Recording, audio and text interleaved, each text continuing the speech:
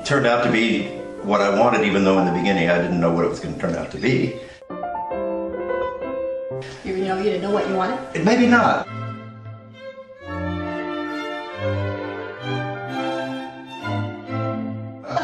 But I love that everything is organized so well, and I love the way it looks even now.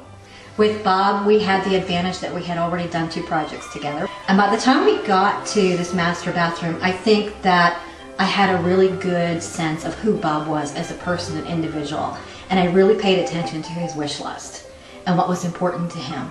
And with his love of contemporary art, classical music and contemporary art, we kind of infused those together. That was really what created his style. The contractor introduced me to Annette, and she was so much fun and everything, and so yeah, well, let's give this a try. And then it was great. I don't know that every designer would be. I think if she had been pushy and trying to make me have something that I didn't really want and not listen to me, that wouldn't have worked. And part of the challenge, I think, too, in this space was because it was a small bathroom and we only had 1 exterior window, there wasn't a lot of light coming into the space. One of the things I thought was important was to play that up, make something that was a negative, make it real positive. And I know initially when we looked at tile, Bob was like, wow, that's kind of dark. I'm like, okay, but let's kind of go with that. And we found some Italian ceramic tile that he kind of fell in love with. And I didn't want it all to be the same color.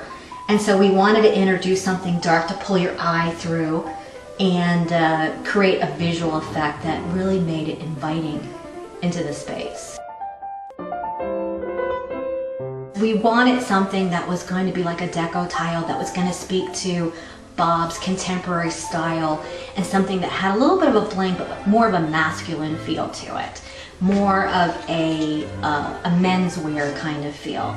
And the obsidian really lent itself to that. It's actually a gem quality obsidian stone, which is actually a lava stone. And very expensive, but it's a beautiful stone. It's absolutely gorgeous.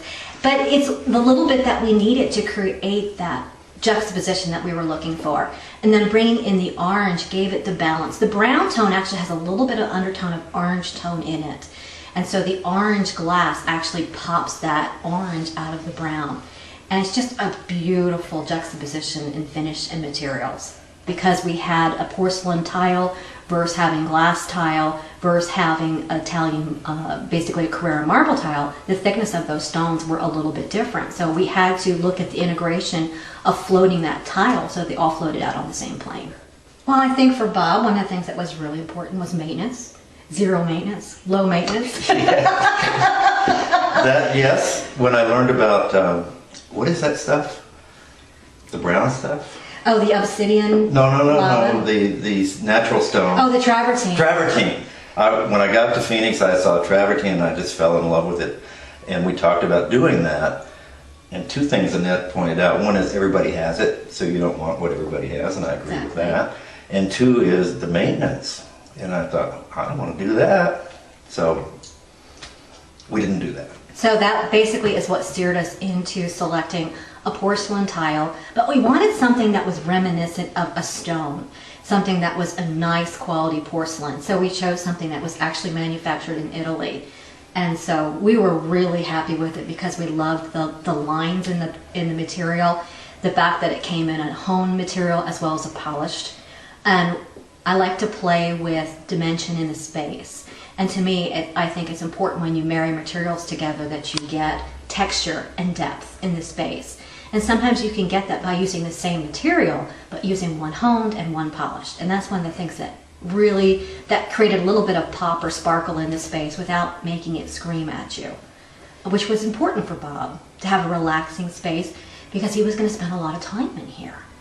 Unwinding, relaxing. Oh, and the tub and stuff. And tub and stuff. Oh, yeah. Yeah.